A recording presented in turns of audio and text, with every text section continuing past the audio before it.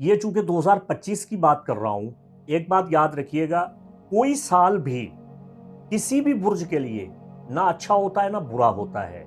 ये कैलेंडर है, ये एक आसमानी घड़ी है जहां कवाकिब हर लम्हा अपनी डिग्रीज बदल रहे हैं, अपने प्लेसमेंट चेंज कर रहे हैं। चांद जिसका नजरात के हवाला से बहुत गहरा असर पड़ता है आसमान पर, वो हर 55 घंटे के बाद अपनी जगह बदल रहा है। तकरीबन 24 घंटे के बाद वो अपना मेंशन चेंज कर रहा है। हर 2 से ढाई घंटे के बाद असेंडेंट चेंज हो रहा है। तो यहाँ पे तो हालात बदलते रहते हैं, इसलिए आप ये नहीं कह सकते कि ये बच्चेगाना बातें हैं और रेटिंग हासिल करने के लिए नाम नेहाद जो एस्ट्रोलॉजर हैं वो थंबनेल लगाते हैं और आपको वर्गलाते हैं कि जी ये फलां का बहुत लकी साल है और फलां के लिए ये बहुत बर्बादी वाला साल है। ऐसा कुछ नहीं होता, ये एक मिक्स बैग होता है।